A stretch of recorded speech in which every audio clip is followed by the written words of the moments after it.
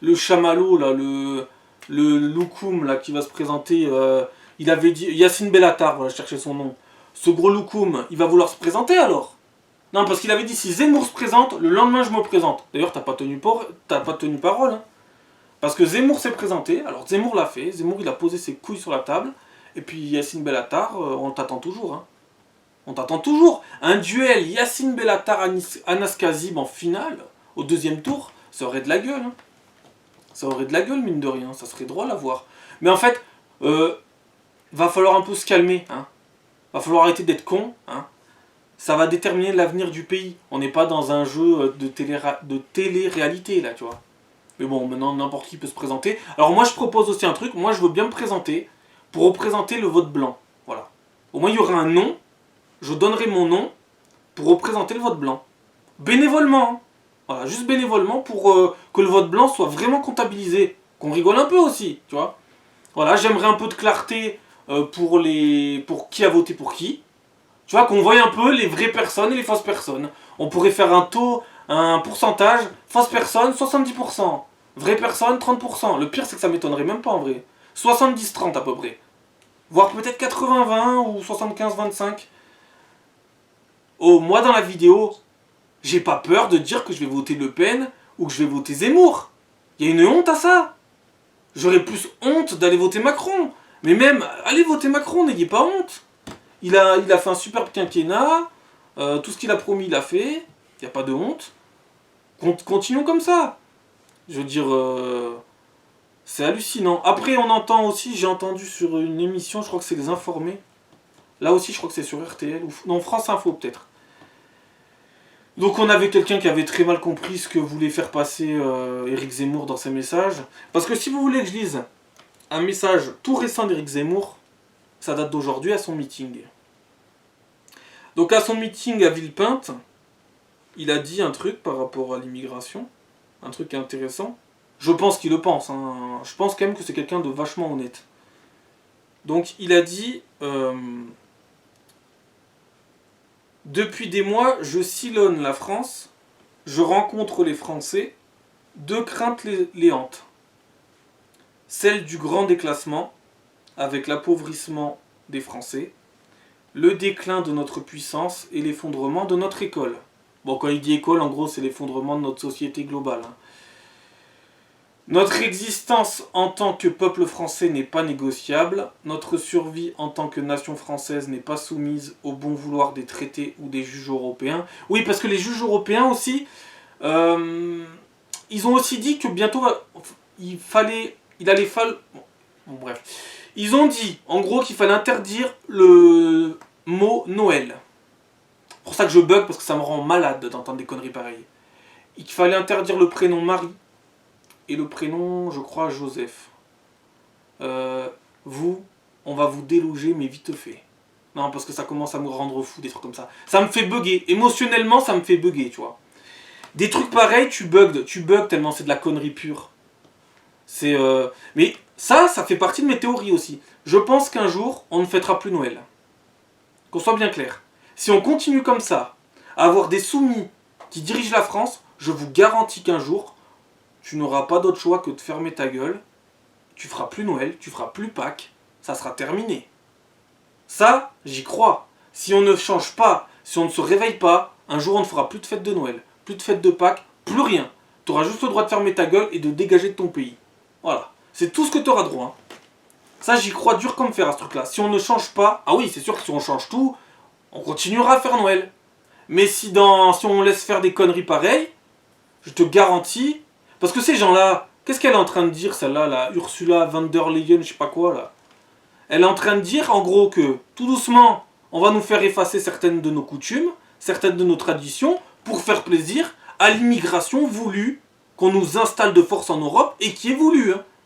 Elle est voulue. Ils sont en accord avec les passeurs, eux, clairement. Bref. Donc, je continue ce que disait Zemmour. Notre survie en tant que nation française n'est pas soumise au bon vouloir des traités ou des juges européens. Reprenons notre destin en main. Et ensuite, très intéressant, là, pour le coup, oui, nous tendons la main aux Français de confession musulmane qui veulent devenir nos frères. Il y en a, et notre main est ferme et sans compromission. Si vous faites de la France votre mère et de chaque Français votre frère, vous êtes nos compatriotes. Ça, j'aime ça, tu vois. J'aime ça. Mais là, personne va relever ce qu'il a dit. Parce que tout le monde le prend pour un monstre, attention, il veut chasser les musulmans. Mais non. Mais c'est pas du tout pareil pour Le Pen, elle veut pas chasser les musulmans. On ne sait pas le but, ça serait débile en plus. Parce que Madame Pécresse, par exemple, elle a dit qu'il y aurait zéro immigration. Sous son quinquennat, ça serait fini. Zéro immigration, terminé. Alors, ça c'est impossible. C'est pas que c'est impossible avec Éric Zemmour ou Marine Le Pen. C'est qu'avec Valérie Pécresse, zéro immigration, c'est impossible. Clairement. Elle, c'est pas qu'elle veut zéro immigration. Elle veut 1000% d'immigration. Parce que je vous rappelle que elle, cette madame là, cette chère madame qui se croit je ne sais qui là, elle dirige la région Île-de-France. Et elle finance l'immigration. Elle ne s'en cache même pas. Et elle ose te sortir après qu'il y aura zéro immigration. Dans tous les cas, que tu veuilles ou non enlever l'immigration, zéro immigration, c'est impossible. Mais tu peux la réduire drastiquement par contre. La baisser vraiment énormément. Tu peux y arriver à ça. Par contre, limiter l'immigration à zéro, c'est impossible. Ça, c'est impossible. Et puis attention, moi je le dis toujours en vidéo, il y a l'immigration merdique et il y a l'immigration bénéfique. C'est ce qu'est en train de dire Zemmour. La bonne immigration, celle qui veut s'intégrer, celle qui n'est pas là pour foutre la merde. Mais bien entendu qu'on les considère comme français. Sinon, ça serait débile. Ça serait en fonction de ce qui t'arrange. Bah lui, non, il n'est pas français, lui. Mais non, s'il est français, qu'il aime la France, qu'il le prouve, pourquoi faudrait le chasser? Au contraire, ils sont les bienvenus, ces gens-là. Mais, en général, ces gens-là tiennent un double discours. C'est qu'ils aiment la France, mais ils aiment leur pays d'origine. Alors moi, je veux bien que tu aimes les deux. Mais tu dois aimer plus la France que ton pays d'origine, puisque tu es en France. Et oui. Si tu aimes vraiment ton pays d'origine, retourne-y. Tu peux aimer les deux, hein. Tu peux aimer les deux. Mais si tu es en France, tu dois aimer la France. Seulement, ils font croire certains qu'ils aiment la France, alors qu'en fait, ils ne l'aiment pas. Ils la détestent. Ils la détestent et ils ont la haine de la France. Beaucoup de gens ont la haine de la France.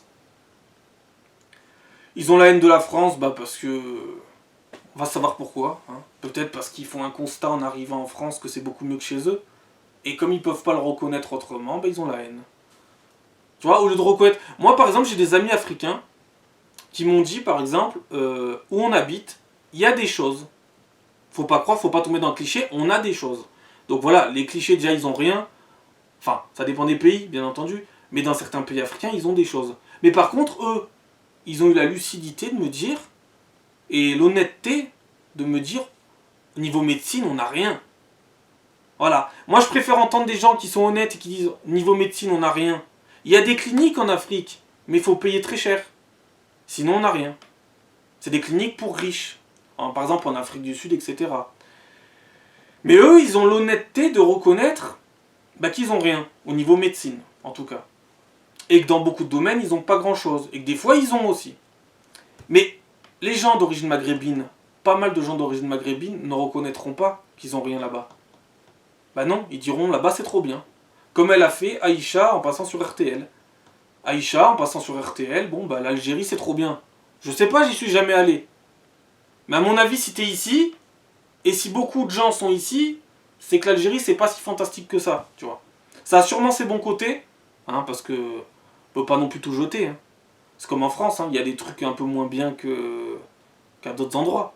Mais bon, à mon avis, quand tu immigres quelque part, c'est bien qu'il y a un problème à la base. Hein. Tu peux pas non plus me dire que c'est parfait. Admettons, moi je vais à Disneyland. Moi j'adore Disneyland. Mais si Disneyland, c'est bien, je vais pas vouloir partir en courant de Disneyland, tu vois. Si le parc d'attractions est superbe, que les manèges sont superbes et tout, je vais pas être pressé de quitter le parc d'attractions. Donc c'est pareil pour un pays. Si ton pays est si bien que ça, personne t'a obligé à venir. Reste-y. S'il est fantastique, pourquoi aller essayer de trouver un autre paradis ailleurs? Paradis entre guillemets. Hein. Voilà, c'est ça, c'est le double discours, ils n'arrivent pas à reconnaître les choses en fait. Et comme ils n'arrivent pas, ils ont la haine. Voilà. Et ça mène à ce qui se passe en France. Hein. des agressions tous les jours. On ne dit pas que c'est toujours les mêmes, bien entendu, mais c'est très souvent les mêmes. Par exemple, l'autre fois, là il y a eu encore une agression cette semaine, 3 flics se sont fait blesser grièvement, sans aucune surprise, hein. C'était un Sénégalais. Alors on ne dit pas que tous les Sénégalais vont agresser dans la rue, on ne dit pas que tous les Sénégalais sont des mauvaises personnes, que ce ne sont pas des gens à fréquenter, que ce ne sont pas une richesse du mélange et de la culture, tout ça. Mais, encore une fois, c'était quelqu'un qui venait d'Afrique. Et il a sorti un sabre. Voilà. Mais nous ne sommes pas au Moyen-Âge, hein, absolument pas. On n'est pas en train de régresser. Moi, je me pose la question, pourquoi vous venez en France avec des sabres et des couteaux, en fait? C'est bizarre. Moi, en général, les couteaux, je les utilise pour couper le pain. Il y en a, les utilisent pour tuer des flics. Tuer des gens dans la rue. Voilà. C'est bizarre, ils n'ont pas de haine. Non, il n'y a pas de haine. Il n'y a pas de haine du tout. Alors oui, il ne faut pas faire de généralité, hein, bien entendu. Il ne faut pas dire que tous les Sénégalais sont mauvais, que tous les Tunisiens, Marocains, Algériens sont mauvais. Il ne faut pas non plus dire que, je sais pas moi, les Maliens sont mauvais. Non, non, non. Je ne peux pas faire une généralité. Mais malheureusement, ces gens-là ne font pas une bonne pub aux gens bien. C'est ça le problème. Et après, ça va conforter des gens bêtes dans le fait de dire 100% de ces gens-là sont pourris. Ce qui n'est pas vrai. Mais il y a des gens qui le pensent. Voilà. C'est ça le problème. Et à force de tenir des doubles discours en permanence et qu'il y ait des gens qui vous fassent une mauvaise pub, et ben, les bonnes personnes, ils vont subir cette mauvaise pub. Et ça, c'est dommage. Ça, c'est dommage. Surtout quand on voit que Le Pen, qu'on dit extrême droite, attention, c'est terrible, Le Pen et Zemmour, clairement, s'ils le disent, c'est que c'est vrai. De toute façon, ils pourront pas chasser tout le monde. Même s'ils passaient, ils pourraient pas. Mais par contre, ils vont réduire vraiment drastiquement les choses. Et bizarrement, on va voir des gros changements. On va voir que, bizarrement, la société française se porte beaucoup mieux. Tiens, c'est étonnant, tiens. Puis ils vont peut-être couper les aides sociales aussi. Eh oui, parce qu'il y en a certains, ils touchent les aides sociales, on sait même pas pourquoi. Ils touchent les aides sociales pour aller faire du trafic de drogue. Ils touchent des aides sociales alors qu'ils devraient pas les toucher. Bref. Voilà, donc tout ça pour dire que, par exemple, je vais essayer de finir la vidéo sur ça. Bon, je me suis un peu éparpillé, mais je pense que ça a du sens. C'est que on a aussi ce problème-là. Dès qu'il y a un attentat en France, très souvent c'est les mêmes personnes, on est d'accord. Ça ne veut pas dire que tous ces gens-là sont mauvais, on est d'accord. Mais dès qu'il y a un attentat en France, on n'entend jamais une Aïcha appeler à la radio et condamner ça. Personne condamne rien. Personne, voyons. Et d'ailleurs, à un moment donné, elle s'est servie des juifs. Alors, j'ai pas compris non plus. Elle a dit, oui, mais les juifs. Les juifs de quoi? Pourquoi vous allez dire les juifs? Après, elle a dit les Italiens, les Polonais, les Portugais. Alors, qu'on soit bien clair. Les Italiens, les Polonais, les Portugais, ça n'a rien à voir. C'est des Européens. Donc déjà, Zemmour va pas les cibler. C'est des Européens. On a forcément un peu d'immigration italienne, portugaise, polonaise. Elle ne pose aucun problème, cette immigration. J'ai jamais entendu parler un Italien poignarder un Français dans la rue. Un Portugais a frappé un handicapé dans le métro. Non. Un Polonais faisait du trafic de drogue. Moi, j'entends pas ça. Hein. Alors, il y en a forcément. Hein. Personne n'est parfait. Mais ça doit être infime. Infime. Bref. Et voilà, donc pour finir la vidéo, moi je veux bien que vous vous plaigniez. Moi je veux bien. Si vous avez des vrais arguments, mais vous avez en général pas d'arguments. Ou des arguments, idiots, hein, et très légers, quoi. Parce que quand il y a un attentat, moi ce que j'aimerais, c'est que les gens d'origine maghrébine, africaine, qui s'intègrent vraiment en France, moi j'aimerais qu'ils disent, ça nous dégoûte de voir ça. J'aimerais qu'ils sortent dans la rue, à nos côtés, pour dire on n'en veut plus de ça. Mais là, t'entends jamais personne. À croire que ça leur fait tous plaisir. C'est pas le cas. C'est pourtant pas le cas. Mais on n'entend personne. Alors attention, moi j'en connais, j'en ai déjà vu, j'en ai constaté un paquet aussi. Quand il y a des attentats en France, quand il y a des attentats aux États-Unis, quand il y a des attentats n'importe où, ils font la fête. Des gens d'origine africaine, maghrébine, font la fête quand il y a des attentats en France. J'ai pas dit que tous les gens maghrébins et africains faisaient la fête. Non. Il y en a, ils savent faire la part des choses. Tu vois. Mais il y en a beaucoup qui célèbrent ça. C'est bizarre de célébrer ça. C'est malsain. C'est abject. C'est ignoble de faire ça, c'est dégueulasse. Je sais pas, mais si c'était votre famille dans les attentats, vous ferez la fête? Je crois pas. Hein. Donc ça montre un peu votre vrai visage à certains, tu vois. Quand certaines personnes, et c'est pas des Portugais, c'est pas des Juifs, c'est pas des Italiens qui célèbrent ça en général, c'est des gens qui viennent d'Afrique. Tu vois, ils viennent du continent africain, il y a un attentat, et ben de temps en temps, il y en a certains, ça leur pète, ils célèbrent ça.